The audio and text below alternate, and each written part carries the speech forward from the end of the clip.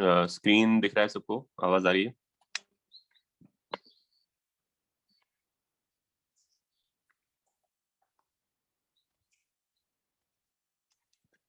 Okay,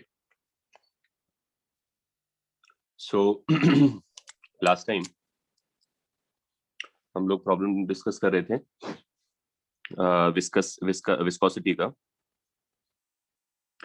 and I had told you that the force is given by eta A dv by dz, and then we had looked at the case of the infinite plane sliding on another infinite plane, and we are also assuming that all pieces of the fluid are in equilibrium, so that means the force is constant throughout. Eta is anyway a constant, and for the case of infinite planes on top of each other, the area of cross section or the area in which they are sliding with respect to each other are also constant. So that led us to dv by dz is a constant, therefore a linear variation of speed, right? Then we did a problem जिसमें वो cylinder में cylinder slide कर रहा था, और उस case में हमने देखा कि क्योंकि सिलेंड्रिकल शेल्स लेने पड़ेंगे या सिलेंड्रिकल लेयर्स लेने पड़ेंगे, तो the area of cross section or the area in which they are sliding relative to each other are changing with radial distance. So as you go away from the center, the area over which the viscous force is acting, the curved surface area, increases, right? And that led us to a variation in speed which turned out to be logarithmic, right? तो वो problem हम कर चुके हैं, और उसका standard तरीका ये है that you go to a certain distance and you write area for a certain surface. ठीक है? नहीं, आई थिंक पीडब्ल्यूटी में नहीं आएगा, ये फ्लूइड से आएगा केवल. तो एरिया जो है तुमने लिखा सिलेंडर का 2πr और यूनिट लेंथ लिया तो उसका 1 हो गया, and then you found the v as a function of r, right? तो पहले क्या करना होता है कि दोनों बाउंड्री कंडीशंस लगानी होती है. एक दो r पे 2v पता है मेरे को, जैसे उसमें इनर सिलेंडर का v पता है और आउटर सिलेंडर का v पता है, और उससे f मिलता है, और फिर f को वापस डालने के बाद, एक सेकंड, जिसका भी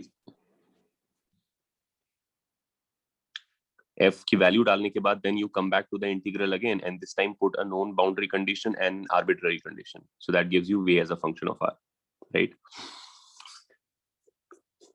तो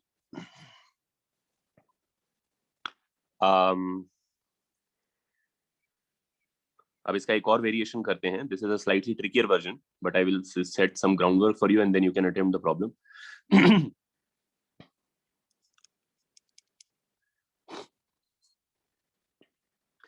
That now what you have is again the same system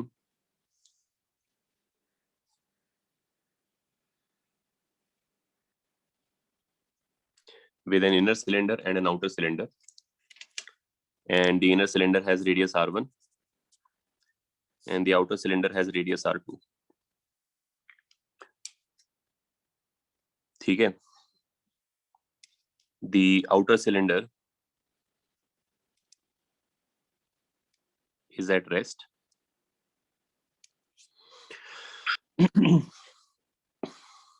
The inner cylinder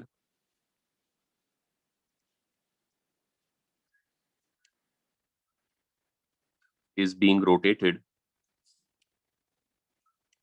about its axis at a constant omega. Let's say omega naught. ये प्रॉब्लम में क्या हो रहा है कि ये जो इनर सिलेंडर है ये रोटेट कर रहा है, right? Space between cylinders is filled with a viscous liquid, with a viscous fluid of viscosity eta, right?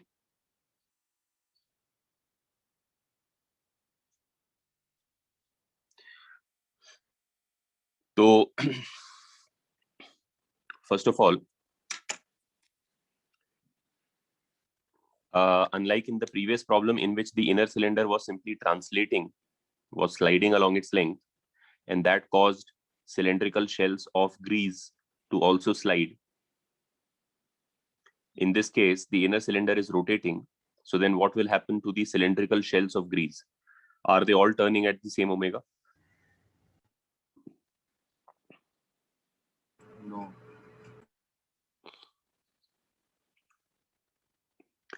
So the innermost cylindrical shell of grease, which is in contact with the surface of the correct chin, they will spiral. What will happen is कि अगर तुमने सारे cylindrical shells of grease बना दिए होते और फिर तुमने एक रेडियल लाइन उन पे ड्रॉ कर दिया होता, तो थोड़ी देर के बाद वो रेडियल लाइन जो है कर्व बन गया होता. तुम लोग समझ रहे हो? नहीं समझा सर ये. अगर हम इसका क्रॉस सेक्शन देखें, ये तुम्हारा इनर सिलेंडर है, आउटर सिलेंडर है, और फिर जो ग्रीस है उसके मैंने सिलेंड्रिकल शेल्स भी बना दिए मान लो. तो अगर before the rotation began I had put marks in a line on all the cylindrical shells.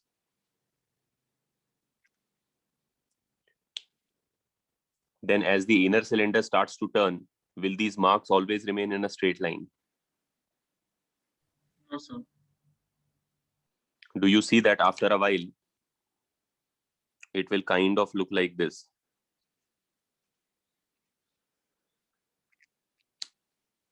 Why, अगर sir? ये अगर ये इधर घूमता है तो. Do you all understand what I'm trying to say here? Yes, sir. If all the cylinders of grease had been turning at the same omega, would they all have the same speed? No. यहाँ पे एक crucial point है जो मैं make कर रहा हूँ, तो ये तुम्हें थोड़ा सा केयरफुली समझने की जरूरत है. अगर ये सारे एक साथ घूम रहे होते, meaning to say that if all of them had been turning at the same omega, would all of them have the same tangential speed? No. Correct? You all agree, right? Because even if omega is the same, r is not the same. So the bigger cylinders would be turning faster. I mean, their tangential speeds would be bigger, which would mean that between any two adjacent cylindrical shells there would be a relative speed. Do you agree?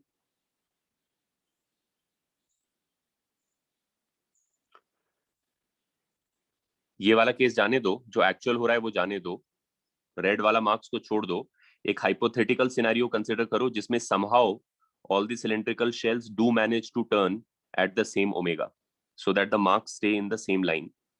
Even then, adjacent shells would not have the same speed because simply the constraint on velocity is r omega, which means any two shells which are in contact would have different speeds. We have studied that the viscous force arises between two layers when they have relative motion. So if they have different speeds, then you have that rubbing going on. But in this case, if all the cylindrical shells were turning at the same omega, they would all have different speeds. Would that mean that if two adjacent cylinders are considered moving at different speeds, they would be rubbing against each other?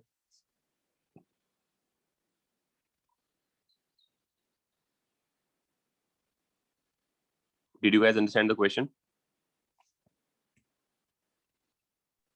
Yes, sir. So what is your answer? Let me state my question in a single sentence. If all the cylindrical shells of grease hypothetically manage to turn at the same omega, they would still have different tangential speed, which would mean any two adjacent cylindrical shells in contact would have different speeds. But relative motion produces viscous force. It's simply friction. If you move relative to the other thing, there is some rubbing here. So even if all of them turn at the same omega, they have different speeds. So two adjacent cylinders also have different speeds. Does that mean that there is viscous force between them? Yes, sir. Yes, sir. Nahin. No. You guys have to think carefully about this.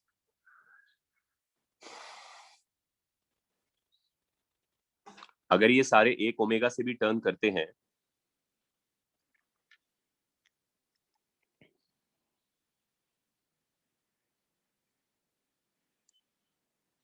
just look at a section of the thing.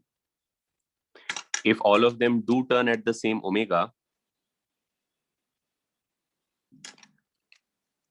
it is true that they have different speeds because r omega.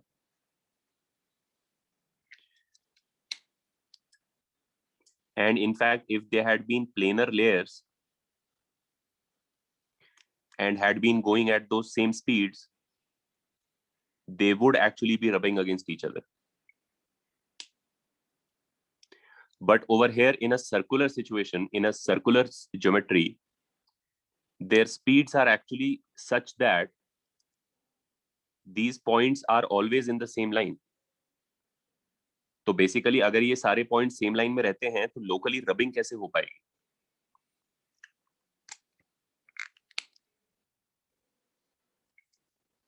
Are you guys understanding?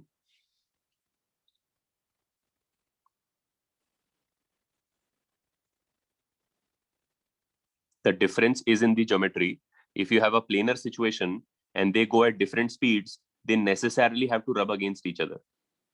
But in a circular geometry like this, if all their speeds are in the proportion of omega, v equals to r omega से अगर सारे speeds मिल रहे हैं, guys जो भी chat तुम लोग भेज रहे हो मेरे को co-host पे भेजो please, ठीक है? co-host पे भेजो, जो भी chat भेजो co-host पे भेजो. तो अगर वो लोग सेम ओमेगा से जाते हैं तो उनके स्पीड्स अलग अलग होंगे, लेकिन वो स्पीड्स इस तरीके से हैं कि वो उनके बीच में रिलेटिव मोशन नहीं प्रोड्यूस करते हैं. मीनिंग टू से अगर तुम कह रहे हो कि वो सेम ओमेगा से जा रहे हैं तो ये सारे मार्क्स जो अभी स्ट्रेट लाइन में लेटर भी स्ट्रेट लाइन में रहेंगे. तो ये मार्क और ये मार्क के बीच में वहां पे कोई रिलेटिव मोशन हुआ ही नहीं है. They have not moved aside of each other.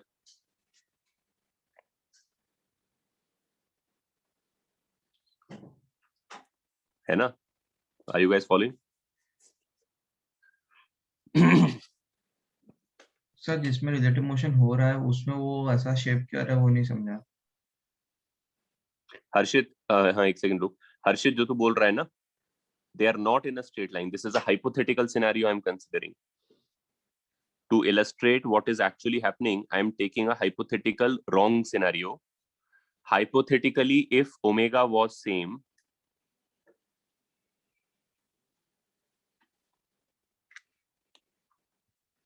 actually omega is not same.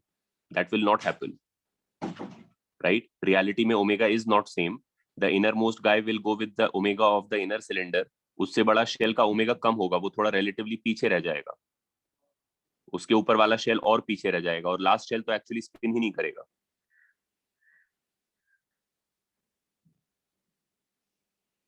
Right? नहीं ओम, ओमेगा नहीं सेम होने के कारण ही विस्कस ड्रैग आ रहा है. हाँ ओम करेक्ट. ये वही मैं भी एक्सप्लेन करने की कोशिश कर रहा हूँ. तो एक्चुअल में तो ओमेगा सेम नहीं है, सबका अलग अलग ओमेगा है. तो सब एक दूसरे के रिलेटिव स्लाइड हो जा रहे हैं कि भाई अंदर वाला पहले तो मान लो सब लगे हुए हैं एक के ऊपर एक. फिर जब तुम घुमा रहे हो तो अंदर वाला जो है एक गिवन टाइम में अगर 45 डिग्री घूम जा रहा है तो बाहर वाला केवल 40 डिग्री घूम पा रहा है. तो उसके बाहर वाला केवल 38 डिग्री घूम पा रहा है. तो देयरफॉर रिलेटिव मोशन प्रोड्यूस हो जा रही है उनके बीच में, रबिंग हो जा रही है उधर में. लेकिन अगर सबका हाइपोथेटिकली अगर सबका ओमेगा सेम होता, वैसा है नहीं, this is only hypothetical consideration, but अगर सबका ओमेगा सेम होता समहाउ, तो everybody would have turned by the same angle in a given amount of time. भाई ये भी 30 डिग्री से टर्न हो गया, ऊपर वाला भी 30 डिग्री से टर्न हो गया. और ऐसा तो नहीं कि एक के बाद एक हुए हैं, साथ ही हुए हैं. तो अगर 30 डिग्री से ही टर्न होंगे तो आपस में रिलेटिव स्लाइडिंग नहीं होगी ना फिर. even though this guy will have a bigger speed than this guy, but that is needed to keep him at rest relative to him because he's moving on a bigger radius.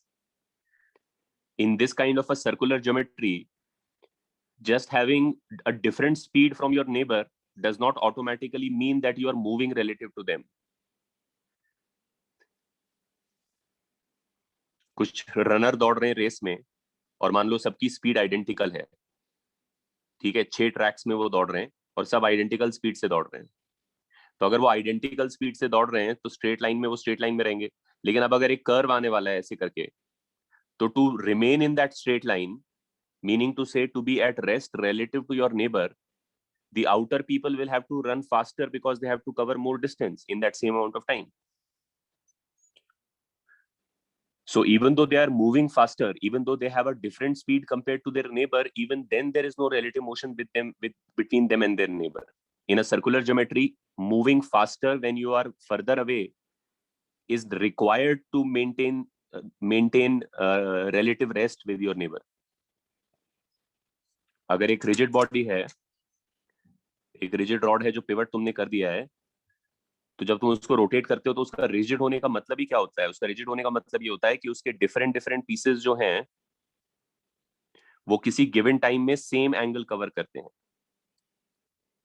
तभी तो फिर वो सब एक साथ ही दूसरी जगह पहुंचते हैं और वो रॉड रॉड रहता है। बट ऑफ कोर्स ऐसा होने के लिए जो लोग पिवट से दूर हैं, they have to be moving faster because they have to cover a larger distance in the same time that these guys have to cover a smaller distance.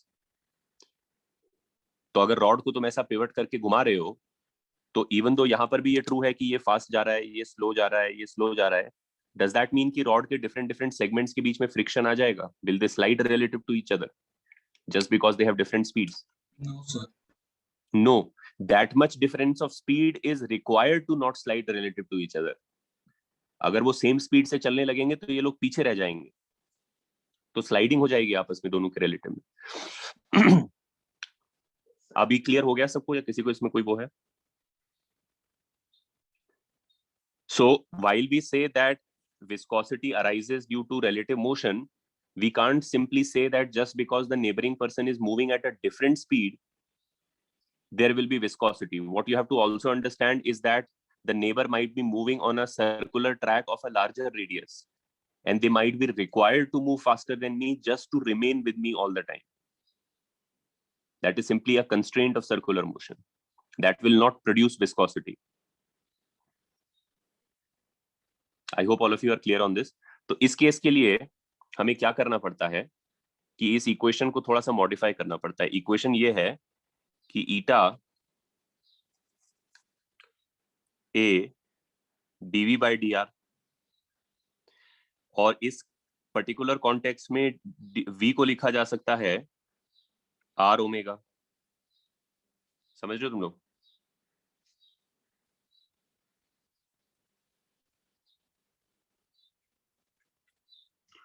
और फिर इसको लिखा जा सकता है ईटा ए, प्रोडक्ट रूल से मैं इसको एक्सपेंड कर दूंगा, तो इसमें दो टर्म बनेंगे, एक बनेगा ओमेगा dr by dr और एक बनेगा r d omega by dr।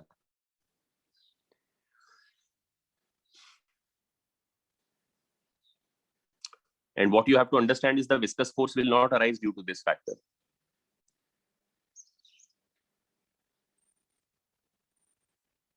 Because this factor would have been there even in the case of something like this. इसके केस में भी तुम देख सकते हो कि r ओमेगा v को r ओमेगा लिख सकते हो, और फिर उसको जब तुम डिफरेंशिएट करोगे, इस केस में तो सारों का ओमेगा सेम है, रिजिड बॉडी है, तो इसमें ये टर्म जीरो हो जाएगा, लेकिन ये टर्म तो तब भी रहेगा। इन the case of a rigid body you would have this term as zero because omega सबका सेम है, रेडियली बाहर जाने से ओमेगा तो चेंज नहीं होता है, v चेंज होता है, ओमेगा तो पूरी बॉडी का एक ही होता है, तो ये टर्म जीरो होगा। लेकिन क्योंकि तुम्हें पता है कि इसमें विस्कस फोर्स नहीं आनी चाहिए, तो ये टर्म भी जीरो ही होना चाहिए, मतलब इस टर्म का कोई कंट्रीब्यूशन नहीं है रिलेटिव मोशन में। Did you guys understand this part? And so for a rotating system like this, the correct expression to use for force is this one. The relative motion, the force of viscosity is arising due to the relative omega का difference. सब layers का omega same नहीं है, दूसरे वालों का omega different है, इसलिए omega के difference के कारण जो है उनके बीच में relative motion arise हो रहा है, इसीलिए वो एक दूसरे के against drag कर रहे हैं। ठीक है, is it clear? तेजस हम कैंसिल इसलिए कर सकते हैं क्योंकि एक फॉर्मूला है जो हमने कंस्ट्रक्ट किया है, right? It is not simply some force which is always true. We have to modify it to our given situation. This is correct for more like a planar situation. This force is basically the way this kind of a formula is found. It is not some formula that is always correct. We have sort of created, handcrafted this formula. You basically said, okay, it seems likely that the viscous drag between two layers must depend on their area and contact. कि Velcro के ऊपर Velcro है, अगर 2 square foot का Velcro चिपकेगा versus 10 square foot का Velcro चिपकेगा तो it will be harder to drag the 10 square foot Velcro. So seems reasonable कि एरिया इन्वॉल्व होना चाहिए. ये तो सिर्फ कांस्टेंट ऑफ प्रोपोर्शनैलिटी है. And the other thing that you think will be there is how rapidly speed varies. So that the more rapidly speed varies with depth, the more the layers will be trying to slide relative to each other. So more force will be arise. But then once your geometry is curved like this, you have to understand one important difference between this problem and the previous problem with the same setup. उसमें और इसमें क्या fundamental difference है? उसमें भी 2 coaxial cylinders थे.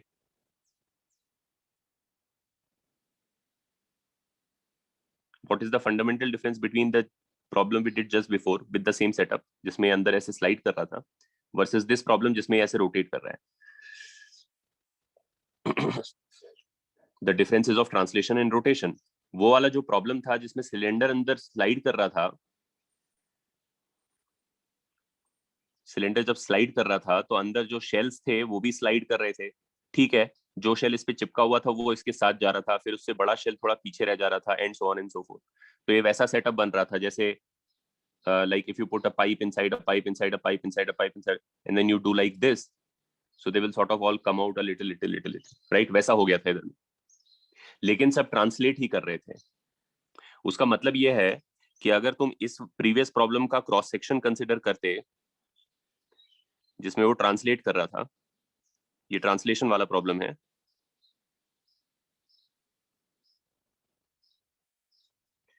तो अगर तुम इसमें एक छोटा सा सेक्टर कंसिडर करते ऐसे करके और इसमें तुम शेल शेल शेल करके देखते, तो given a small enough angle d theta, this stack when sort of zoomed would look like a set of planes which are moving relative to each other.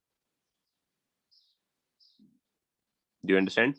Their motion is into the plane of the paper and their relative velocity would produce a viscosity, and so they are basically the same situation as the infinite plane. Infinite physics में relative होता है, किसी भी बड़े से situation का छोटा सा पार्ट है हमें प्लेनर दिख सकता है, अर्थ स्फीयर है, लेकिन हम लोकली उसको प्लेन मान के अपनी जिंदगी जी रहे होते हैं.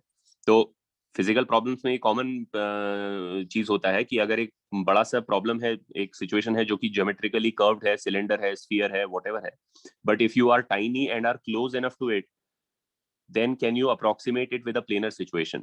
This problem could be approximated with a planar situation locally, because these planes, I mean, if you take a small enough angle, they look like planes. The curvature is not that prominent, and the main point is the curvature is not part of the motion. These are not moving like this relative to each other. They are going into. So तो अगर तुम इनको side से देखोगे, even though ऐसे ये थोड़ा सा कर्व्ड हैं,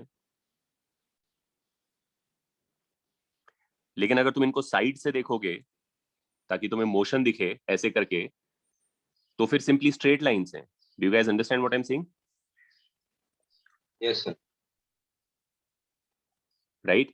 तो इसीलिए इन पे ये चीज डायरेक्टली चिपका सकते हैं हम, क्योंकि ये एक फंडामेंटली प्लेन का फॉर्मूला है, सो टू से. लेकिन ये प्रॉब्लम इसीलिए डिफरेंट है क्योंकि मोशन जिस सेंस में हो रही है, कर्वेचर भी उधर ही है. तो कर्वेचर के कारण जो मोशन का कंपोनेंट है वो हटाना पड़ेगा. वही मैं बताना चाह रहा हूँ, इसीलिए हम इसको कट कर रहे हैं. ये फॉर्मूला कोई sort of god given formula नहीं है जो एंश्योर्ड है कि करेक्ट है हमेशा. This is a formula sort of we have handcrafted it to a particular situation. This situation is not that situation. The curvature of the surfaces is also producing a kind of a relationship between the motions, and a part of it does not produce viscosity. Simply moving at different speeds relative to each other is not going to make viscosity arise here. So we are by ourselves artificially removing the term which ought not to produce viscosity. Because if you consider something like this, मान लो rigid rod ले लो और इसके लिए तुम ये formula लगाने की कोशिश करो, तो इसमें तुम किसी r पे जाके v लिखोगे तो ओमेगा r ही लिखोगे, v की जगह r ओमेगा लिखोगे, ऐसे करके लिखोगे. लेकिन for a rigid body omega constant होता है सब तरफ, आर अलग अलग होता है, तो ये वाला टर्म तो जीरो ही होने वाला है। और अगर ये टर्म नॉन जीरो रहता है तो फिर फोर्स आ जाएगा, लेकिन तुम्हें पता है कि इसमें फोर्स नहीं होना चाहिए। There should not be feeling a viscous, there should not be between any two adjacent pieces, there should not be a tangential force. Do you guys understand?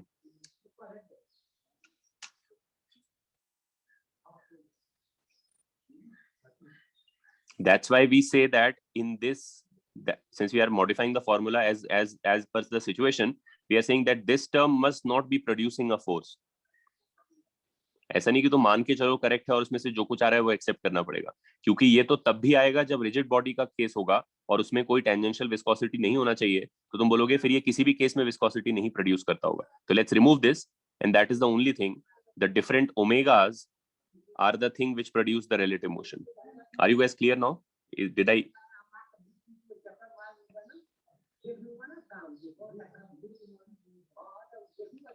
नहीं Devyani, I know dr by dr should be 1. ठीक है, I'll explain this in a bit. Let me set up the problem so you can start solving it. I understand तुम लोग क्या कह रहे हो mathematically, dr by dr तो 1 होना चाहिए, तो यहाँ पे ओमेगा बचना चाहिए, तो एक na ओमेगा टर्म आना चाहिए। let me try to explain it in a different way later. Let me just set up the problem. So basically for this problem, this is your formula for force. It is an adaptation of this formula for this particular geometry. This is not something you have to remember. This is only specific to this problem. And if I were going to give you this problem in an exam, I would actually write it down and say, take this as the formula. Because I wouldn't think that at the JEE level, I would leave all of that interpretation to the student, because there's just not enough time, right? So if given at your level, I would say, this is the problem. We are trying to find, let's say, omega at a certain distance r, but you can't apply this formula. So the modification of this formula is this formula. I would give this to you, and then you would start from this point. So assume करो ये सारा explanation तो तुम्हारे understanding के लिए था, but from the point of view of solving this problem, this is a given to you right now. All right. So if this is the force between any two layers, then what you have to find in this problem is the omega as a function of r. Make sense? Find omega as the function of r. ठीक है,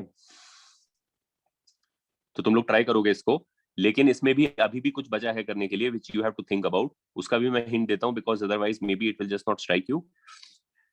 Is that you also have to assume that the fluid is in equilibrium. We are only studying this. हम पीछे ideal fluid पढ़ चुके हैं जब हम Bernoulli और कंटिन्यूटी इक्वेशन पढ़ रहे थे, और उसमें हमारा लिक्विड एक्सेलरेटेड भी हो सकता था। अब जब लिक्विड एक नैरोअर रीजन में घुस रहा है तो क्लियरली एक्सेलरेटेड है वो, लेकिन वो आइडियल लिक्विड था, बर्नौली इक्वेशन उस पर लगाया जा सकता था। विस्कस लिक्विड पे बर्नौली इक्वेशन नहीं लगता, क्योंकि विस्कस ड्रैग जब प्रोड्यूस होता है तो उससे हीट लॉस होता है, राइट? ये ऑल सब हीट जनरेटिंग सिचुएशंस है, तो बर्नौली इक्वेशन नहीं लगा सकते हैं। इसीलिए हमारे पास एक इक्वेशन कम है, इसीलिए हम लोग जो है विस्कस फ्लूइड का एक्सेलरेटेड मोशन नहीं डिस्कस कर रहे। उसके लिए जो इक्वेशंस लगेंगे वो हमारे सिलेबस में नहीं है। तो हमने अपने आप को as when it comes to a viscous liquid, we have limited ourselves to a flow which is non accelerated. In this case acceleration means angular acceleration. Do you understand what I'm saying? तो if you remember कि मैंने तुम्हें शुरू में बताया था कि layer by layer तुम सोचोगे तो सारे लेयर्स पे नेट फोर्स 0 होना चाहिए, तो ऊपर एफ नीचे एफ, ऊपर एफ नीचे एफ, उससे हमें पता चलता है कि थ्रू आउट एफ कांस्टेंट है। यहाँ पे उसी टाइप का तुम्हें इंटरप्रिटेशन लगाना है, लेकिन for converted into a rotational counter part, that will give you your equation. तो करो इसको try.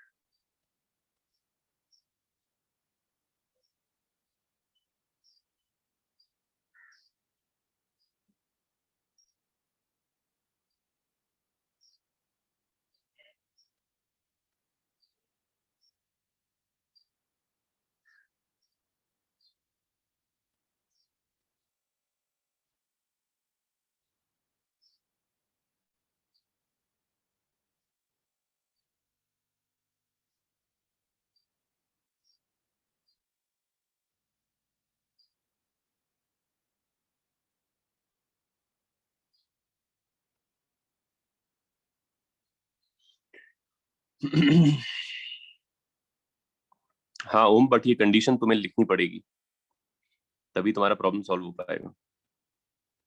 It is not the force that will be a constant. This is a rotational problem.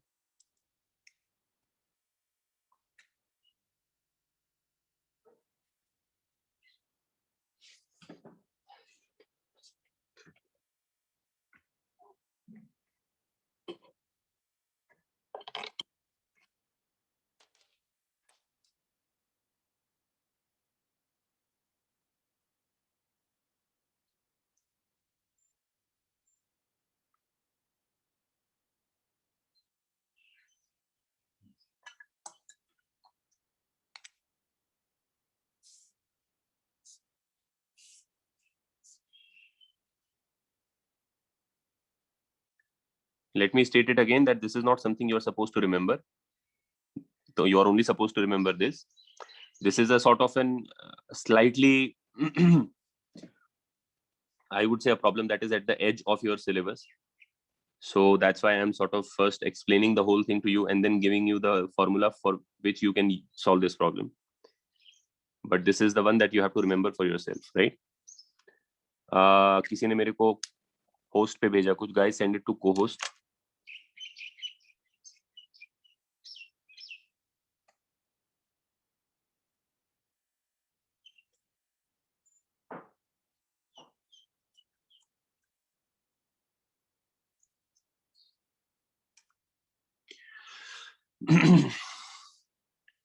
हर्षित, ये rotational situation है, तो इसमें तुम cylindrical, किसी भी एक रैंडम सिलेंड्रिकल शेल को पकड़ोगे तो उसका इक्विलिब्रियम रोटेशनल इक्विलिब्रियम होगा.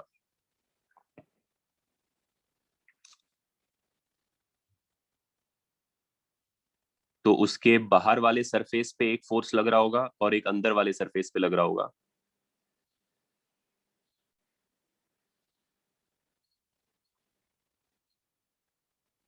And both would be at different hours. Got it, sir. है ना? So the thing that will be constant is the torque. Yes, sir. Got it. सिद्धांत तू क्या कह रहा है कि 1 minus this by this, R1 by R, R1 by R2. Let me see. Should it be? No, I don't think that is correct. तुम्हारा lawn आ रहा है ना? नहीं, लॉन तो नहीं आएगा इसमें. सिद्धांत करेक्ट नहीं है. स्नेह तुम्हारा आ रहा है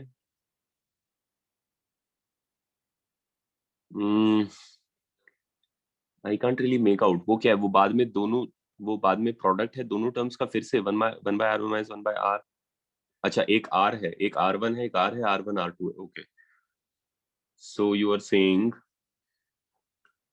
that this is, let me, I will have to simplify this, right? इसमें आ जाएगा r, r1 r2.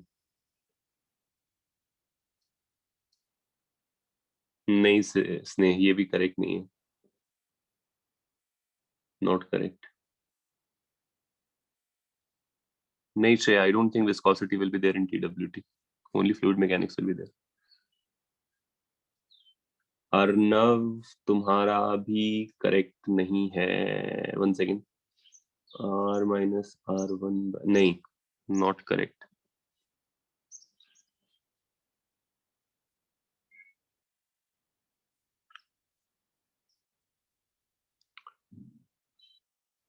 Devyani, this term is not there. So for the rest of you who are asking about why this term has been removed,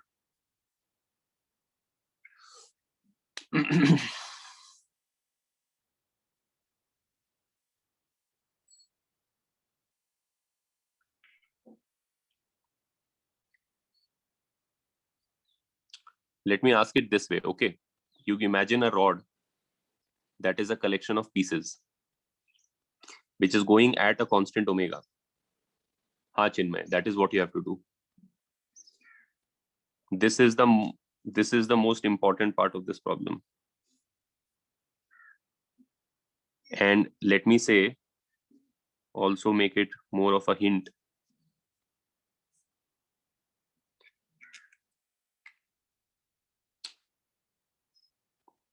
हाँ देवयानी मैं ये कह रहा हूँ, and for the rest of you whoever was asking why have I just simply dropped this term instead of mathematically following through with whatever is happening, think of this rod, think of it as a collection of pieces, ठीक है, and the rod is rotating at a constant omega. If the rod is rotating at a constant omega, then every piece is going at a constant speed. Yes, they have a radial acceleration because going in a circle means you are accelerated towards the center, which is fine. So there is a tension in the rod along the length, which is keeping everybody in a circle. But on the circle itself, in the tangential direction, since the omega is constant, v is also constant. So no piece has a tangential acceleration. Therefore, the tangential force on any piece must be zero. Consider the last piece. जो last piece है हम कह रहे हैं कि वो भी circle पे चल रहा है और कांस्टेंट स्पीड से चल रहा है, तो उसकी टेंजेंशियल एक्सेलरेशन जीरो है. अगर उसकी टेंजेंशियल एक्सेलरेशन जीरो है तो उस पर टेंजेंशियल फोर्स नहीं लगना चाहिए. टेंजेंशियल फोर्स कैसे लग सकता है दो पीसेस के बीच में? फ्रिक्शन ही तो हो सकता है वो. आई मीन ठीक है, उस स्केल पे हम उसको फ्रिक्शन नहीं कहते हैं क्योंकि वो एक्चुअली आपस में फिजिकली बॉन्डेड है, तो वो बॉन्डिंग का ही टेंजेंशियल कंपोनेंट है. You could say it's infinite friction, right? You can think of a solid object not ripping apart like this as being infinite friction, right? तो टेंजेंशियल फोर्स जो लग सकता था वो फ्रिक्शन ही लग सकता था, बाकी सब तो नॉर्मल फोर्स है, वो तो लग ही रहा है टेंशन वेंशन, लेकिन ऐसे तो फ्रिक्शन होता वो. लेकिन तुमने अभी प्रूव किया कि भाई ये कांस्टेंट वेलोसिटी से जा रहा है तो इसका कोई टेंजेंशियल एक्सेलरेशन नहीं, तो इस पे टेंजेंशियल फोर्स नहीं है. अब इस पे टेंजेंशियल फोर्स जो है सेकंड लास्ट पीस लगा था वो इस पे नहीं लगा रहा है, तो बाय न्यूटन्स लॉ उस पे भी नहीं लग रहा है, यानी अब ऊपर से उसको कोई फ्रिक्शन नहीं है उसके टॉप सरफेस पे, वो खुद एक्सेलरेटेड नहीं है तो उसके बॉटम सरफेस पे भी कोई फ्रिक्शन नहीं होना चाहिए, and so on and so fourth. तुमने प्रूव कर दिया कि सारे पीसेस के बीच में टेंजेंशियल कोई फ्रिक्शन नहीं होना चाहिए. If they all go at the same omega, then there must not arise a friction between adjacent layers. यहां तक फॉलो किया तुम लोगों ने? नहीं, रिदम करेक्ट नहीं है, ठीक है ना? राइट. अब इशू क्या है? इशू ये है दैट यहाँ पे थोड़ा सा तुमको एक सेंस में this really has to do with how formulas are made. You have to stop looking at a formula as something correct that is being told to you. भाई इंसान ही तो बनाते हैं फिजिक्स के फॉर्मूलाज, कोई गॉड गिवन करेक्ट फॉर्मूला थोड़ी होता है वो, तो सिचुएशन के हिसाब से उसको करेक्ट बनाना होता है, right? You have to see whether it describes the situation correctly or not. If it doesn't, you have to modify the formula, right? ऐसा नहीं कि ये फॉर्मूला हर सिचुएशन के लिए करेक्ट है. ये फॉर्मूला डिजाइन किया गया है for the prototypical situation of planar layers sliding relative to each other. So therefore this formula is also valid for any other situation which when looked at in close detail can be approximately a planar situation with planes sliding relative to each other. So I gave you an example जिसमें cylinder के अंदर cylinder translate कर रहा था, although geometry उसकी cylindrical है लेकिन motion के डायरेक्शन में प्लेनर ज्योमेट्री है. So sort of plane on plane he sliding हो रही है. ठीक है, वो प्लेन ऐसे कर्व्ड है, ऐसे देखा जाए तो कर्व्ड है, लेकिन स्लाइडिंग के डायरेक्शन में प्लेनर ही है. तो हमने क्या किया कि ठीक है ये करेक्ट था प्लेन ज्योमेट्री के लिए, तो इसके लिए भी करेक्ट हो सकता है ये, तो चिपका दिया उसको उसके ऊपर, बस सिर्फ एरिया को मॉडिफाई कर दिया to match that of a cylinder, 2πr कर दिया. लेकिन जब ये अब ऐसे स्पिन करेगा तो अब जो कर्वेचर है सरफेसेस का वो ही मोशन के डायरेक्शन में है, वो भी आ गया प्ले में. And we have already discussed कि अगर सारे लोग सेम ओमेगा से जा रहे होते तो उनके बीच में कोई रिलेटिव स्लाइडिंग नहीं होती. ये भी वही चीज है. अब अगर तुम इस प्रॉब्लम को कंसिडर करो और इस पे ये फॉर्मूला तुम चिपकाओ कि भाई एडजेसेंट पीसेस के बीच में जो टेंजेंशियल विस्कोसिटी या फ्रिक्शन लगेगा वो ऐसे लिखा जाएगा, तो तुम देख सकते हो कि जब तुम किसी आर पे बैठे हुए पीस की वेलोसिटी आर ओमेगा लिखोगे, पी की जगह आर ओमेगा लिखोगे, तो for the whole body omega is a constant, omega बाहर आ जाएगा और D R by D R आ जाएगा, यही बन जाएगा इसमें भी. एक रैंडम पीस के लिए अब तुम अगर यहाँ पे और यहाँ पे तुम यहाँ पे निकालने की कोशिश करोगे इस फॉर्मूला को इस पे लगा के, तो तुम बोलोगे यहाँ का स्पीड जो है वो आर ओमेगा है, तो वो इसमें डालोगे आर ओमेगा. ओमेगा तो सबका सेम है, सब सेम एंगल कवर करते हैं सेम टाइम में, तो ओमेगा बाहर आ जाएगा और D R by D are बच जाएगा. वो तो यही टर्म है ना. तो अब लेकिन यहाँ पे कॉन्ट्राडिक्शन क्रिएट हो गया, तो इस फॉर्मूला के हिसाब से तो उन दोनों पीसेस के बीच में एक विस्कस फोर्स आ रही है, टेंजेंशियल फोर्स आ रही है। फिजिकल सिचुएशन में तुम्हें पता है कि नहीं है, तो यानी ये जो लिखा हुआ टर्म आया ये जीरो होना चाहिए, मतलब this must not be a force. You are making the formula, you are adapting the formula to situations, and if it yields answers that are basically physically contradictory, then that part of the formula is incorrect. It's a formula that is basically a work in progress, right? तो अब जब मैं अपनी situation पे आया और मैंने यहाँ पे v की जगह r ओमेगा डाला, अब मेरी सिचुएशन में r और ओमेगा दोनों वेरिएबल हैं। जैसे जैसे मैं बाहर जा रहा हूं तो r भी चेंज हो रहा है और सबका ओमेगा भी अलग अलग है, तो दोनों टर्म्स आ रहे हैं। लेकिन जो पहला टर्म आ रहा है वो तो इस सिचुएशन में भी आ रहा था, रिजिड बॉडी के केस में भी, और मुझे पता है कि उस केस में कोई फोर्स नहीं आना चाहिए, तो this must not be a contributing factor. I have to myself drop it for the formula to be correct. Therefore this is the thing that describes the force correctly. This is the thing that is arising, क्योंकि तुम यहाँ क्या कर रहे हो, तुम simply velocity का are के साथ वेरिएशन देख रहे हो, राइट? ये तो इतना ही कह रहा है कि भाई वेलोसिटी आर के साथ कैसे वेरी कर रही है, लेकिन even in the case of a rigid body velocity r के साथ वेरी करती है, simply by a constraint of having to move on longer distances. But I know that that effect does not produce viscosity, so I have to drop that part of the effect. Velocity का variation r के साथ दो कारण से हो रहा है, एक तो आर के वेरिएशन के कारण हो रहा है और एक ओमेगा के वेरिएशन के कारण हो सकता है। तो जो आर के वेरिएशन के कारण हो रहा है वो फोर्स में कंट्रीब्यूटिंग फैक्टर नहीं होना चाहिए, क्योंकि वो तो रिजिड बॉडी में भी आर के कारण वी का वेरिएशन हो रहा होता है। I hope all of you are now clear on what we are trying to do. Shreya, तेरा आंसर करेक्ट है। करेक्ट है। चिन्मय, हाँ करेक्ट बोल रहे हो तुम।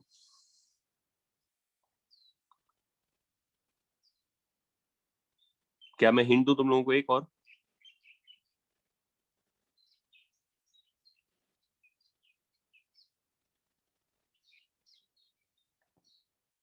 ठीक है, बेसिकली जैसे इस प्रॉब्लम को किया था, जब ये ट्रांसलेट करता था हम एक रैंडम आर पे गए थे और वहां पे हमने फोर्स का फॉर्मूला लिख दिया था और फिर वो बोल दिया था फोर्स कांस्टेंट है थ्रू आउट, क्योंकि फोर्स कांस्टेंट होना चाहिए दो एडजेसेंट लेयर के बीच में। ये तो हम ऑलरेडी डिस्कस कर चुके हैं, सब ट्रांसलेट कर रहे हैं। तो उसके इनर सरफेस पे जो फोर्स लग रही है और उसके जो आउटर सरफेस पे फोर्स लग रही है वो इक्वल और ऑपोजिट होने चाहिए, ताकि वो एक्सेलरेट ना करता हो लेयर। और इस तरीके से हमने प्रूव कर दिया कि अंदर से बाहर तक फोर्स कांस्टेंट है। तो फोर्स कांस्टेंट हो गया और फिर तुमने एरिया वेरिया डाल के इंटीग्रेट कर। यहाँ पे क्योंकि सब घूम रहे हैं, तो किसी भी लेयर पे कोई भी एक सिलेंड्रिकल शेल पे लगता हुआ force on the inner surface, देखो ये एक शेल है, इससे छोटा शेल इसके अंदर है, छोटा शेल फास्टर घूम रहा है, ये उसके रिलेटिव स्लोअर घूम रहा है, तो छोटा शेल इसको आगे की तरफ घसीट रहा है ऐसे करके, तो छोटे शेल के कारण इस पे फोर्स इस तरफ लग रही है, टेंजेंशियल फ्रिक्शन। और इससे जो बड़ा शेल है वो इससे भी स्लोअर चल रहा है, तो वो इसको पीछे ड्रैग बैक कर रहा है, तो उसके कारण का फोर्स इसको बाहर के सरफेस पे पीछे की तरफ लग रहा है। क्या ये फोर्सेस इक्वेट करने हैं मेरे को? नहीं, इस चीज का मुझे एंगुलर एक्सेलरेशन जीरो करना है। ये ट्रांसलेट नहीं कर रहा है ऐसे करके, ये रोटेट कर रहा है, तो इसका अल्फा जीरो करना है। ये दोनों फोर्सेस का टॉर्क मुझे इक्वल करना है। The torque on this thing about the centre of the situation must be zero. अगर ये प्लेनर होता तो ये फोर्स और ये फोर्स एक दूसरे के ऑपोजिट डायरेक्शन में होते और तब तुम कहते फोर्सेस इक्वल है, क्योंकि तब ये ट्रांसलेट कर रहा होता और इसके इक्विलिब्रियम के लिए इसका इक्विलिब्रियम सिंपली ट्रांसलेशनल होता और तुम कहते force equal to force.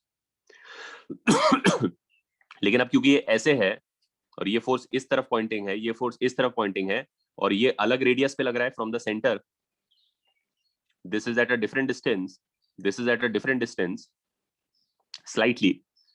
So what has to be equalized is the torque on this body. So the forces of course cannot be equal. This is F1 into R plus dr. This is F1 F2 into R.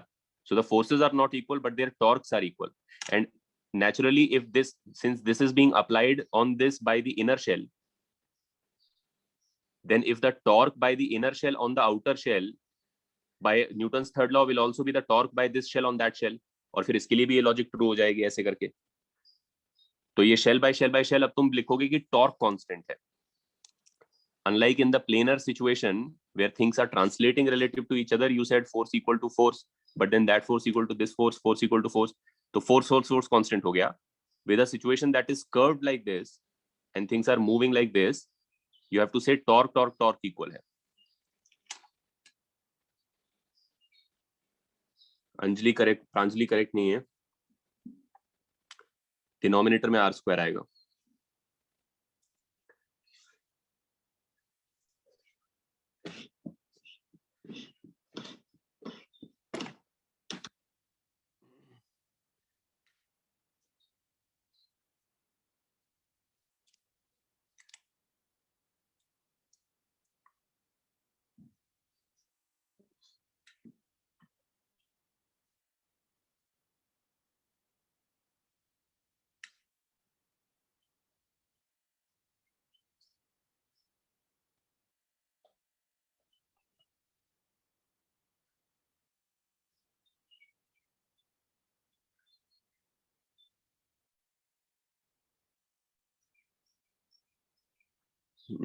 Chinmay, I don't understand the question. Meaning, what is the omega proportional to? In what?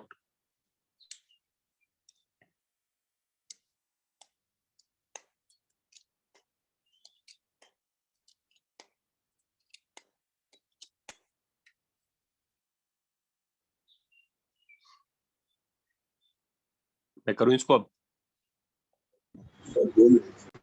ठीक है, बस the only difference is, इस problem में जब वो translate करता था, तुमने एक रैंडम आर पे जाके फोर्स लिखा था ऐसे, if you remember how we did that problem. इस प्रॉब्लम में एक रैंडम आर पे जाके टॉर्क लिख दो बस, फिर टॉर्क जो सिंबल रहेगा वो ऐसे ही रहेगा कांस्टेंट, बाकी सब इधर आ जाएगा अप्रोप्रिएटली, और फिर तुम वही प्रोसीजर करोगे जो इस प्रॉब्लम में किया गया था। टाउ सिंबल कांस्टेंट हो जाएगा। और dr/dr 0 क्यों था? अभी मैंने एक्सप्लेन किया ना इतना सारा, हाँ सर, सॉरी, वही। तू देख लेना बाद में रिकॉर्डिंग में। हाँ sir. Basically, it has to do with the fact that we are trying to adapt the formula to fit the situation correctly. It's not that the formula is correct by itself. It's a formula that is valid for planar geometry, but then we are forcing it to describe a situation that is not planar. So a part of the formula does not correctly describe the force. So we have to artificially remove it by hand. It is not some illegal process that I'm doing. You are allowed to do it in physics. Mathematics mein you have no option but to follow the previous step. You can't simply at some point say no, but this is known to be incorrect. Mathematics में वही correct है जो previous step से prove हो चुका है, क्योंकि mathematics is not about the real world. You can't use your understanding of the real world to suddenly conclude something between two lines. जो पीछे से आया है वही अगला लाइन में लिख सकते हैं, right? So mathematics is a formal structure. Physics is trying to describe reality. So if I'm trying to make a formula for the first time, let's say I'm the person who made this formula, and I started by trying to write it for planar situations, and then somebody said, what does it work also for this kind of a situation when the things are? Then I say, okay, maybe let us see. Then I said, okay, let me write. The formula is not automatically correct just because somebody has written it down, right? Then I have to see which part of it does not actually describe any correct thing in reality, and I have to simply drop it. There is nothing wrong in it.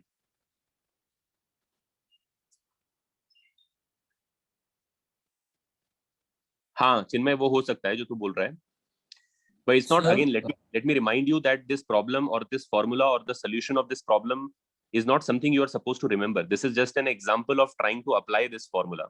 Look at it as a passage type problem. You are only supposed to remember this, but this is for planar situations where the motion is in the direction where things are translating relative to each other. We are trying to adapt it to a situation where things are rotating relative to each other. So I have provided a modified version of this formula. I gave some justification also for the modification. And then what you are supposed to do is take this point from this point onwards and take the problem statement and then get the final answer, right? नहीं सेतु, lawn नहीं आएगा ये problem में, lawn नहीं आता answer में। Miraj cubic भी नहीं आएगा। चलो मैं कर ही देता हूँ, फिर दूसरा प्रॉब्लम करते हैं, इस पे इतना टाइम नहीं स्पेंड करेंगे। तो सॉल्यूशन ये है that for rotational equilibrium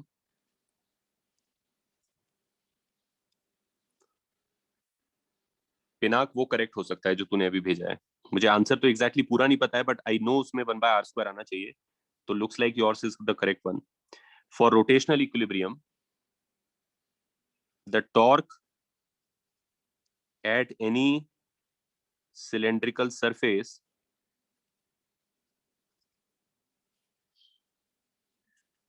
must be constant, must be the same. ये फैक्ट तो समझ गए ना तुम लोग, इतना तो क्लियर है। टॉर्क पूरे सिस्टम में किसी भी आर पे जाओ, टॉर्क जो होगा वो सेम होना चाहिए। इसमें फोर्स सेम नहीं करना है, इसमें टॉर्क सेम करना है।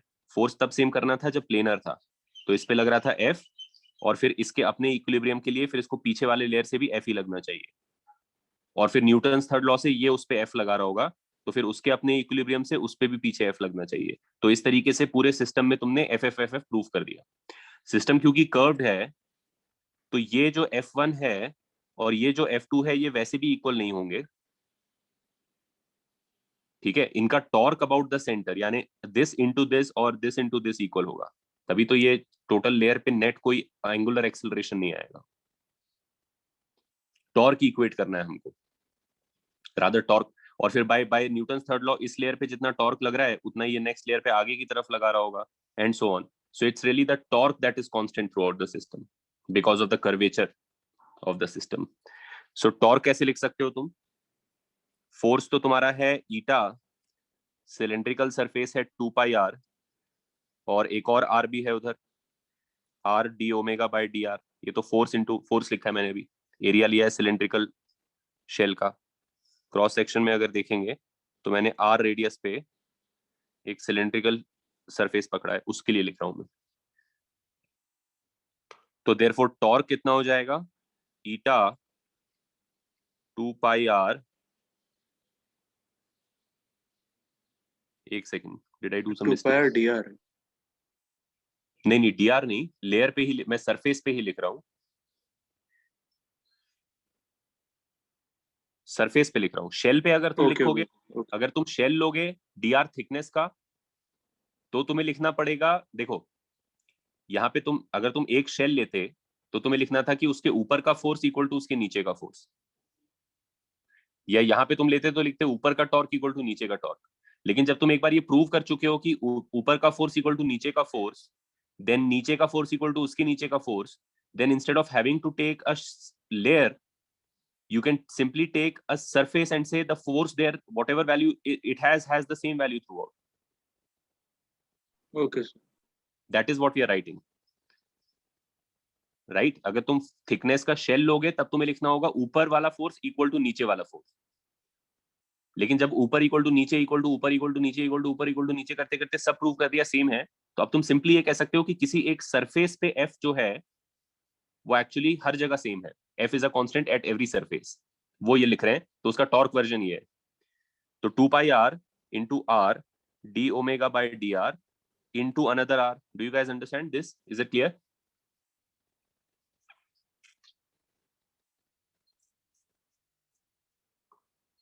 बस तो प्रॉब्लम सॉल्व है फिर हमारा।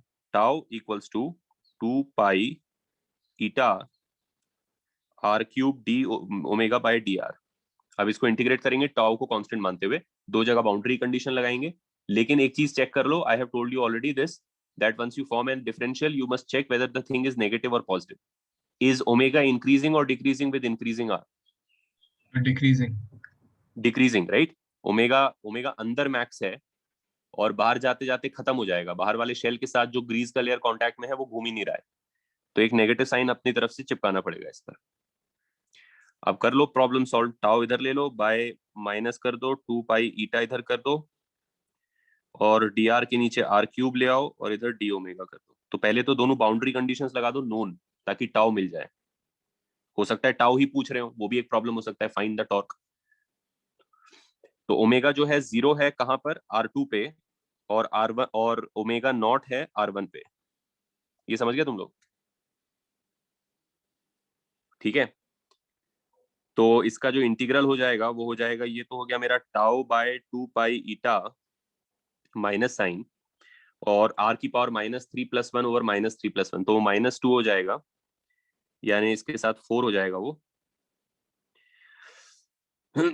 और 1/r² हो जाएगा, तो 1/r1² minus 1/r2², right? Correct. तो इधर ओमेगा नॉट आ जाएगा, तो टाउ की वैल्यू मिल गई, टाउ की वैल्यू मिल गई 4 pi eta omega naught R1² R2² by R2² minus R1²। ये तो टाउ हो गया। बहुत सारे प्रॉब्लम से सिंपली टाउ ही पूछ रहे होते हैं, तो टाउ मिल गया तुमको।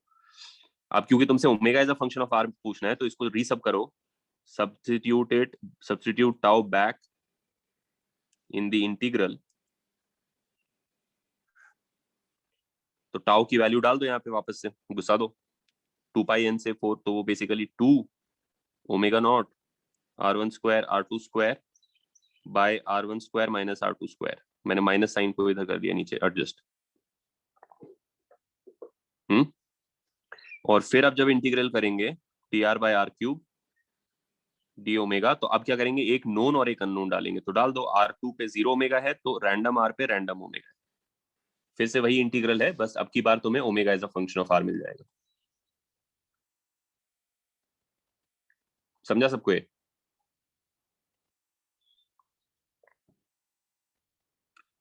ठीक है, आई होप सबको समझ गया होगा सो फार।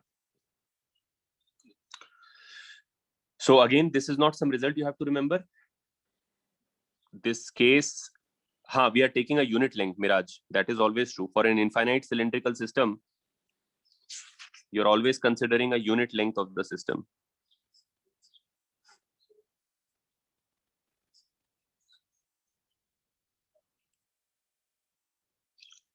ठीक है, तो इसलिए 1 जो है उसका लेंथ है और 2 पाई आर जो है उसकी सर्कमफेरेंस है, तो 2 पाई आर इंटू 1 उसका कर्व्ड सरफेस एरिया है। कर्व्ड सरफेस एरिया पे ही घिस रहे हैं ना ये एक दूसरे को, यही वो एरिया है जिसपे ड्रैगिंग हो रही है, जिसपे सॉर्ट ऑफ रबिंग चल रही है, उसी एरिया को लिख रहे हैं हम फॉर अ यूनिट लेंथ। अच्छा, if somebody said how much thermal power is being generated in this system, by the way कौन सा सिस्टम है, एक हॉलो सिलेंडर के अंदर एक सॉलिड सिलेंडर रोटेट कर रहा है, maybe at a very high omega, और बीच में ग्रीस डाला हुआ है। This is literally anything that does a kind of a drilling or a rotating job.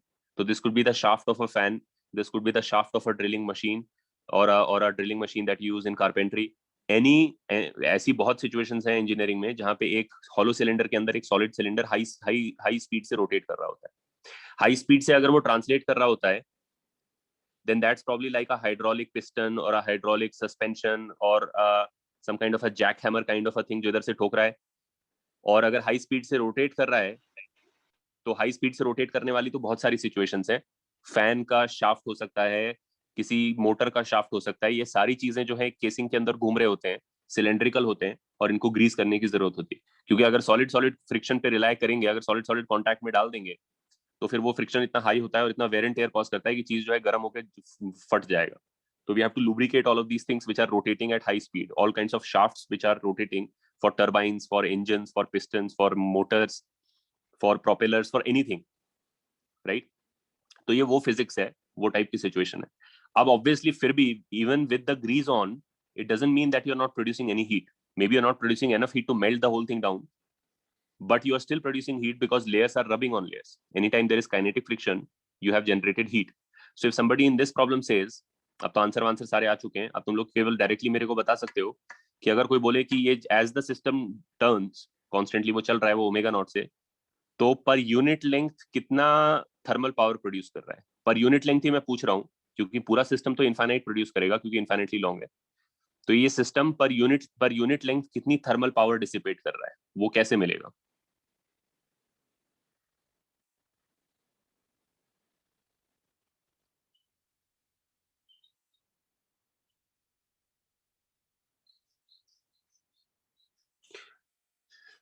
Correct, power होता है फोर्स इंटू वेलोसिटी, लेकिन ये एक रोटेशनल सिस्टम है, तो इसमें फोर्स और वेलोसिटी को किससे रिप्लेस करना चाहिए? करेक्ट हर्षित, टॉर्क इंटू ओमेगा। ये विस्कस टॉर्क है जो तुम निकाल चुके हो, राइट, और इसको ओमेगा से मल्टीप्लाई करना है। अब ये टॉर्क तो हर जगह ही लग रहा है, तुम प्रूव कर चुके हो टॉर्क कांस्टेंट है, तो ये तो अंदर वाले सिलेंडर पे भी लग रहा होगा, तो अंदर वाला सिलेंडर को मोटर घुमा रही है, बाकी लेयर्स के बीच में चल रहा है वो अपना अपना चल रहा है, लेकिन अल्टीमेटली अंदर वाला सिलेंडर को मोटर घुमा रही है, तो मोटर की तरफ से वो एनर्जी जा रही है। तो अंदर वाले सिलेंडर का ओमेगा जो कि ओमेगा नॉट है, और अंदर वाले सिलेंडर पे लगता हुआ टॉर्क जो कि ये है, राइट, से तुम फाइंड कर सकते हो कि कितनी थर्मल पावर डिसिपेट हो रही होगी। सिमिलरली जो इसका ट्रांसलेशनल वर्जन था जिसमें स्लाइड कर रहा था इसके अंदर, उसके अंदर तुम सिंपली फोर्स डॉट वेलोसिटी कर दोगे। फोर्स भी निकाला था हमने उसमें जब इंटीग्रेट किया था, तो एक इंटरमीडिएट स्टेप में फोर्स का वैल्यू आया था और फोर्स थ्रू आउट कॉन्स्टेंट था। ठीक है, तो अगर हम अंदर वाली चीज को हम चला रहे हैं, मेरे हाथ से वो चल रहा है, तो मेरे को कितनी पावर एक्सपेंड करनी पड़ रही है इज फोर्स इनटू वेलोसिटी। ठीक है, clear?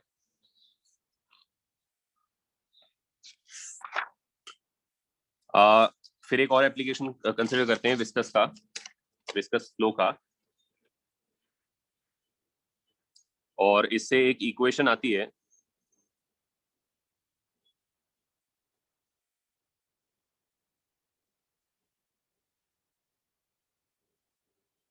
which is no longer in our syllabus as an equation in itself. So you're not supposed to remember it, but it has come as a passage type problem before. So I'm just going to teach it as a topic. Nahi Harshit, torque doesn't imply some angular acceleration, just like force doesn't imply some linear acceleration. If you're dragging a box on a floor, on a rough floor, and you're applying as much force as friction is there, the box will go at a constant speed. You will get tired, your energy will be lost, heat will be produced, but the box will not accelerate because forces on it are balanced. The same is true in rotational situations also. You can have torques. हमारा जो कोई पीछे वाले problem में कोई भी cylindrical shell पे बाहर और अंदर से इक्वल टॉर्क लग रहा है ना, तो इसलिए वो अल्फा नहीं है उसका, कोई वो एक्सेलरेट नहीं कर पा रहा है। ठीक है, नहीं, torque only is balance bye viscosity नहीं है, विस्कोसिटी ही टॉर्क प्रोवाइड कर रही है, टॉर्क विस्कोसिटी से ही अराइज हो रहा है। मैं तो अंदर वाला जो सिलेंडर है, छोटा सिलेंडर को तो मोटर घुमा रही है या मैं घुमा रहा हूं, बाकी बीच का कोई लेयर कौन घुमा रहा है, वो कैसे घूम जा रहा है? अगर लेयर्स के बीच में विस्कोसिटी नहीं होता, तुम समझ रहे हो? अगर relative viscosities cancel each other out.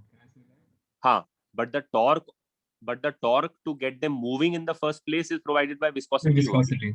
Yes, okay, got it, sir. If you had put an ideal liquid between the two cylinders, then turning the inner cylinder will do nothing for the rest of the liquid. It will just stay put. Got it, sir. Only because there is that relative friction, do layers upon layers, then so it sort of transmits from the inside to the outside, that motion via the viscosity ka torque. But at some point, everybody has achieved the speed with which they will be now moving forever. So you have a steady state, and then we are doing the problem in steady state where nobody's omega is now going to change anymore with time. So therefore, nobody has any alpha. Therefore, nobody has any net torque. ठीक है, ये जो equation है, तो ये basically flow को describe करता है इन अ पाइप, विस्कस फ्लो को डिस्क्राइब करता है इन अ पाइप।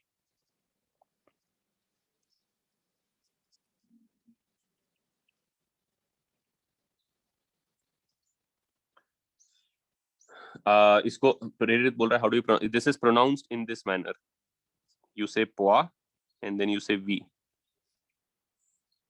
ठीक है, this is a French person, so you have to say it in a French manner. And what this will tell you is that if you have, let's say, a length of pipe, and let me say its properties are, there is a length L, the cross section radius is R, and I would like there to be a flow in that direction of a viscous fluid.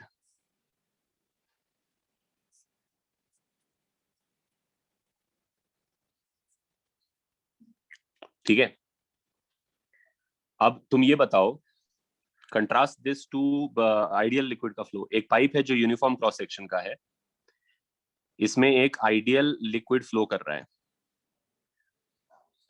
What is the pressure here and pressure here? What is the relationship between P1 and P2? Ideal liquid है और pipe का cross section uniform है।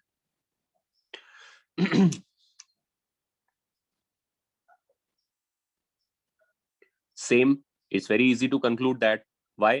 Because cross section uniform है तो दोनों जगह speed identical है। पहले तुमने कंटिन्यूटी का इक्वेशन लगाया, कंटिन्यूटी का इक्वेशन से तुमने कंक्लूड किया that V1 equals to V2 because A1 equals to A2, और फिर तुमने बर्नौलीज इक्वेशन लगाया और उससे कंक्लूड तुमने किया, बर्नौलीज क्या कहता है, P1 plus half rho V1 square plus rho GH तो जीरो ही है, equals to P2 plus half rho V2 square plus rho GH zero है। अब क्योंकि V1 और V2 भी बराबर हैं तो P1 P2 को बराबर होना ही पड़ेगा। And 1 and 2 are no special locations, I could have picked 1 and 2 anywhere I like, कि भाई इसका इसका इक्वल है, लेकिन इसका और इसका भी इक्वल हो जाता, इसका और इसका भी इक्वल हो जाता। तो बेसिकली मैंने प्रूव कर दिया कि सबका इक्वल प्रेशर है। एक आइडियल फ्लूइड जब एक horizontal pipe of uniform cross section में फ्लो कर रहा होता है तो उस फ्लो में कोई प्रेशर वेरिएशन नहीं होती। बेसिकली क्योंकि उसको कोई रिटार्डेशन नहीं है तो हमें पीछे से पुश करने की उसको जरूरत नहीं है उसको चलाने के लिए। एक बार वो चल पड़ा है तो चलता रहेगा। स्मूथ मार्बल्स पाइप के अंदर स्लाइड कर रहे हैं और कांस्टेंट वेलोसिटी से स्लाइड कर रहे हैं। It's like Newton's first law of flow. But a viscous liquid tends to stick to the walls, तो वो तो बाहर का लेयर चिपक जाएगा, अंदर वाला लेयर फिर उससे चिपकेगा, तो वो थोड़ा सा चलेगा मगर नॉट सो फास्ट। अंदर बीच वाला लेयर फास्टेस्ट चल रहा होगा, लेकिन क्योंकि बाहर वाला लेयर चिपका हुआ है वॉल के साथ और सब लेयर्स आपस में भी ड्रैग हो रहे हैं, तो देयरफॉर इसको रिटार्डेशन होगी। तो अगर इसको मेंटेन करना है, एक बार तुम चला के छोड़ोगे तो ये थोड़ी देर में रुक जाएगा। ऐसे कर टूथपेस्ट की तरह अगर तुम प्रेस कर दोगे एक बार तो निकल के बाहर आ जाएगा, बस that's it. If you want to maintain a continuous flow then you have to constantly apply a pushing force. Therefore the pressure at this on this cross section P1 and the pressure on that cross section P2, and keep in mind pressure is always a pushing force. ये pipe लंबा होगा काफी, but हम उसका एक L section consider कर रहे हैं। इधर से P1 प्रेशर पुश कर रहा है, उधर से P2 प्रेशर पुश कर रहा है। Which of these has to be the bigger pressure for us to be able to maintain this flow of this viscous? P1. P1 has to be bigger pressure than P2. Do you all understand this? So pressure can also be a pulling force, right? No, pressure cannot be a pulling force. Pressure is always a pushing force. Even when you say कि कहीं पे vacuum हो गया है और एक तरीके से वैक्यूम ने उस चीज को उधर सक कर लिया है, वो वैक्यूम ने नहीं सक किया होता है। वैक्यूम रिलेटिव होता है to the other place where there is high pressure. So the high pressure thing has pushed stuff into the lower pressure region. It's not that that has sucked it. We say it in common language कि वो vacuum ने vacuum cleaner ने सक कर लिया है, but actually vacuum cleaner ने simply अपना प्रेशर कम किया है और बाहर रूम का एटमॉस्फेरिक प्रेशर ने चीजों को पुश कर दिया इनटू द वैक्यूम क्लीनर। ठीक है? So pressure is always pushing, and then if this pressure is bigger than this pressure, then you will have a net force in that direction, and we need a net force in that direction because the liquid is tending to stick to the walls. ठीक है?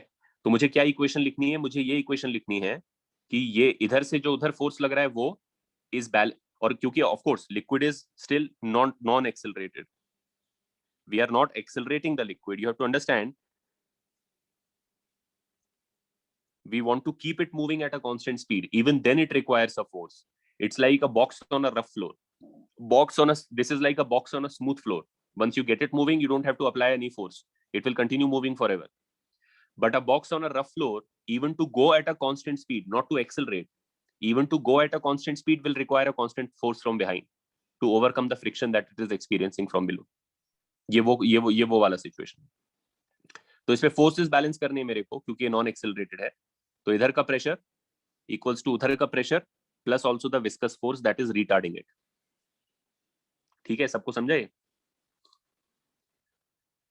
लेकिन अब issue ये है क्योंकि तुम्हें पता है कि इसमें जो डिफरेंट डिफरेंट सिलेंड्रिकल शेल्स हैं वो सब डिफरेंट डिफरेंट स्पीड से चल रहे हैं, right? You all understand this, right? कि इसमें अगर साइड में देखेंगे तो ये सिलेंड्रिकल शेल ऐसे बाहर निकल रहा होगा, ये सिलेंड्रिकल शेल ऐसे बाहर निकल रहा होगा, ये सिलेंड्रिकल शेल ऐसे बाहर निकल रहा होगा, ये सिलेंड्रिकल शेल ऐसे बाहर निकल रहा होगा। So they are moving relative to each other. So what I will be doing is I will basically go to a random cylinder of radius r, arbitrary r, and consider that whole surface. और ये जो पूरा reason है ना, इसमें जितना material आ रहा है उसके लिए मैं फोर्सेस बैलेंस करूंगा। तुम लोग समझ रहे हो? Yes, sir. तो इस पे क्या क्या फोर्स लग रहे होंगे? इधर से इसको लग रहा होगा P1 इंटू ये वाला एरिया, उधर से लग रहा होगा P2 इंटू सिमिलर एरिया, और इसको अपने आउटर सरफेस पे विस्कस ड्रैग लग रहा होगा पीछे, विस्कस फोर्स लग रहा होगा पीछे। ये basically sort of hot dog के अंदर सॉसेज है और सॉसेज को तुम स्लाइड करके बाहर निकाल रहे हो, तो सॉसेज का जो आउटर सरफेस है उस पे ड्रैग आ रहा है इसके इनर सरफेस से। Are you guys clear on this? So will P2 be acting on the same area? Will be on the same area because it's a thing throughout. I have taken a r radius का cylinder throughout, and now you might have this doubt कि इस r radius of cylinder के अंदर भी जो cylindrical shells हैं वो सारे एक स्पीड से तो नहीं चल रहे हैं। That was the doubt, yes sir. हाँ, तो यू माइट से इसको कैसे हमने सिस्टम मान लिया, लेकिन फिजिक्स में बेसिकली डायनेमिक्स में सिस्टम हम उन सारे कलेक्शन ऑफ चीजों को मान सकते हैं जो आपस में नॉन एक्सेलरेटेड है relatively. They might have relative speed but they must not have relative acceleration because if they have relative acceleration they have different accelerations and then you can't club them into a single m and call it a f equals to ma तब नहीं लग सकता है।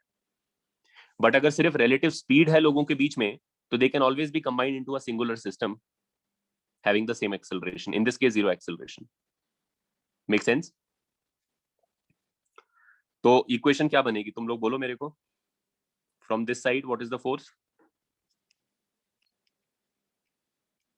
P1 into pi r square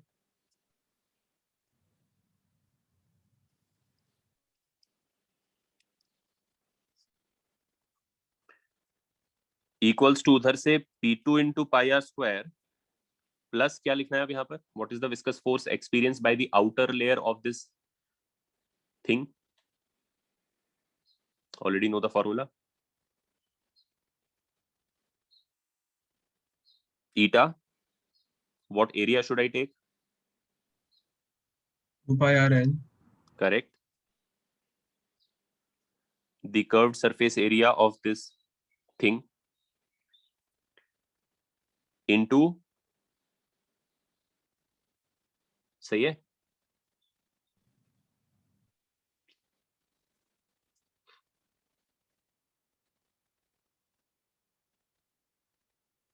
No, हाँ, yeah, of course. This is just Newton's laws of motion, but we have a different name for it because it is adapted to a particular situation. That is always the case. Newton's law, classical mechanics में Newton's law is the only equation. There is nothing other than that.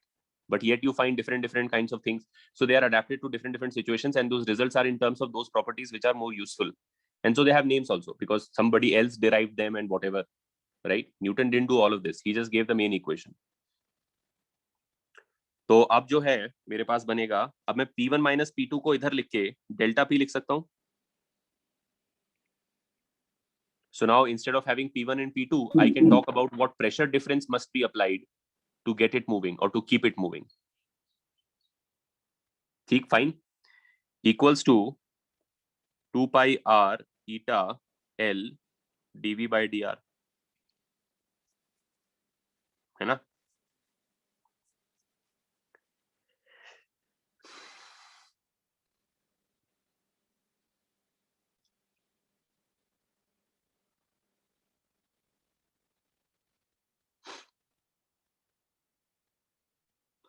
तो अब इसमें से तुम पाई और एक are तोड़ा ही सकते हो, पाई आर पाई आर।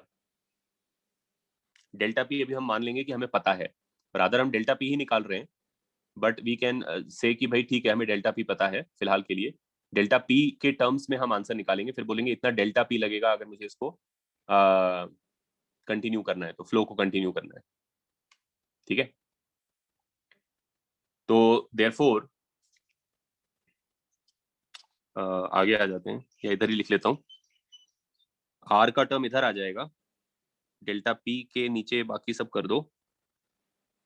क्या क्या है, 2 ईटा एल है, और इधर डी आर बाई आर है, और इधर डीवी है, correct. And you have to understand कि फिर से यहाँ पे v जो है as a function of R decreasing है, as R increases v decreases. Sir, RDR, right, on the LHS? RDR है क्या? हाँ आरडीआर है, करेक्ट। ठीक है, and I must put a minus sign because v decreases as R increases. एक second, battery is dying. ठीक है, तो देयरफॉर एक माइनस साइन चिपका दो और फिर इंटीग्रेशन के लिमिट्स लगा दो। तो कहां पे तुम्हें स्पीड पता है, At what r do you know the speed?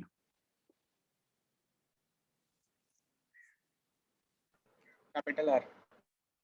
कितना है स्पीड? 0. करेक्ट. यहाँ पे जो आउटर वॉल्स के साथ फ्लूइड है वो तो चिपका हुआ ये रेस्ट पर है, तो एक आर्बिट्ररी आर पे आर्बिट्ररी भी है. ठीक. तो देयरफॉर अगर मैं इसको इधर कंटिन्यू करूं तो ये बन जाएगा delta P by r square by 2 4 eta l. सही है. और ये बनेगा r square minus are square, rather इसको लिख दो capital r square minus are square, क्योंकि माइनस साइन है, और v. ठीक है. तो this is v as a function of r. I hope you can see v as a function of r is delta p by 4 eta l into capital R square minus small r square. ठीक है. This by the way will lead to a parabolic shape coming out or a paraboloid coming out. You will see in a second. But I hope यहाँ तक clear है सबको. अब मैं क्या कह रहा हूं कि मुझे क्या निकालना है? मुझे निकालना है volume flow rate. What I'm really after tells the volume flow rate.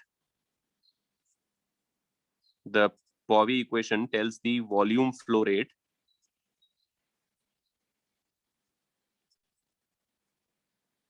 in viscous flow in a pipe.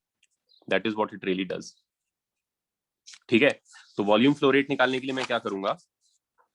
Volume flow rate का मतलब क्या है? वॉल्यूम फ्लो रेट का मतलब है कितना वॉल्यूम एक क्रॉस सेक्शन से चला जाता है इन अ सेकंड. तो सॉर्ट ऑफ तुम एंड ऑफ द पाइप पे आ जाओ, जो मैंने ड्राइंग पीछे बनाया था, और तुम ये बोलो कि अगर ये लिक्विड निकल के आया तो एक सेकंड में जितना वॉल्यूम इधर बाहर निकल आएगा वही वॉल्यूम फ्लो रेट होगा बाय डेफिनेशन. अब जो निकल के आ रहा है वो क्या निकल के आ रहा है? वो सिलेंड्रिकल शेल्स निकल के आ रहे हैं. एक सिलेंड्रिकल शेल निकल के आ रहा है एक सर्टेन स्पीड से, फिर उससे ज्यादा स्पीड से एक और सिलेंड्रिकल शेल निकल के आ रहा है. ये मैंने एग्जैजरेटेड बनाया है, इतना ज्यादा स्टैगर्ड नहीं है, सब बाजू बाजू में है. And there is infinitely many of them, but just to give you an idea of how it is coming out. So if let's say पूरा सामने से बंद किया हुआ था इसको, और फिर क्लॉक चालू किया और फिर खोल दिया, तो एक सेकंड में जितना शेप बाहर आ गया वही वॉल्यूम फ्लो रेट है बाय डेफिनेशन. एक सेकंड में कितना लिक्विड आ गया एकदम. तो यानी कि अगर मैं इस रीजन का वॉल्यूम निकाल सकता हूं तो वही चीज ही वॉल्यूम फ्लो रेट होगी.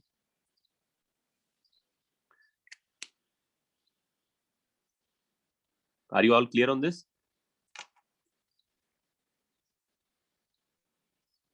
तो वो वॉल्यूम मैं कैसे निकाल रहा हूं? किसी भी एक सिलेंड्रिकल शेल को पकड़ूंगा, सामने से अगर तुम देखोगे इसको, तो तुम आर पे जाके dr थिकनेस का एक सिलेंड्रिकल शेल पकड़ो, और वो कितनी स्पीड से मेरी तरफ आ रहा है? vr स्पीड से, जो यहां निकाला गया है. ये तो है vr का मतलब, speed of the shell of radius r. तो एक गिवन टाइम में या एक सेकंड में वो कितना आगे आ गया होगा? मान लो ये वो शेल है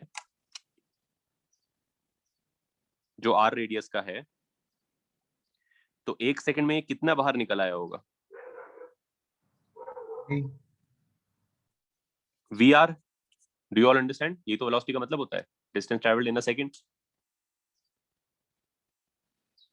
तो वी आर तो उसका लेंथ है, और सामने से उसका जो एरिया है वो 2 पाई आर है, cross sectional area 2 pi r d r. R radius का सिलेंड्रिकल शेल की बात होती है, तो उसका वॉल्यूम कितना है फिर?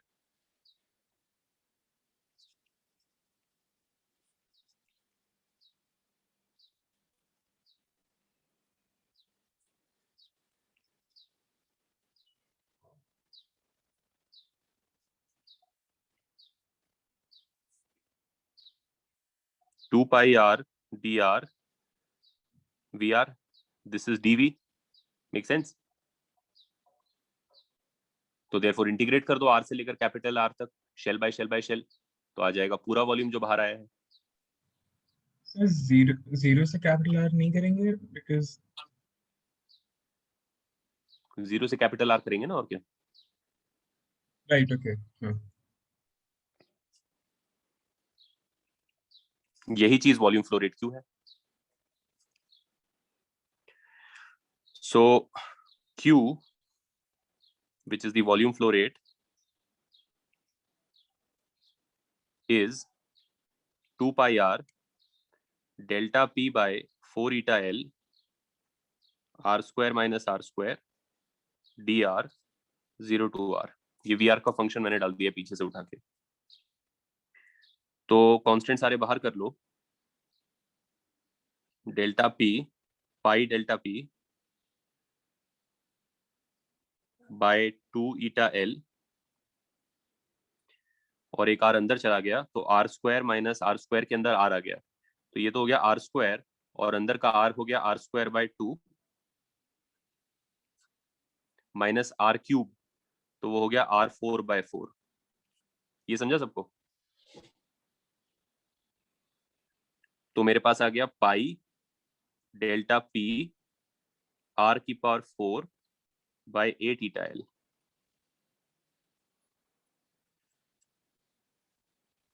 This is the volume flow rate.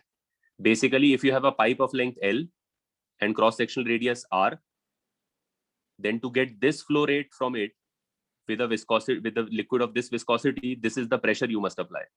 Usually ये इक्वेशन प्रेशर को एक तरफ करके लिखा होता है क्योंकि इंजीनियरिंग या प्रैक्टिकल पॉइंट ऑफ व्यू से हम जानना चाहते हैं प्रेशर कितना लगाना है, पंप कितनी पावरफुल लगेगी अगर इतना एक फ्लो रेट चाहिए. तो flow rate usually pre determined होता है कि भाई मेरा रिक्वायरमेंट है कि उधर में कूलेंट या ग्रीस पहुंच जाना चाहिए पर सेकंड 3 लीटर.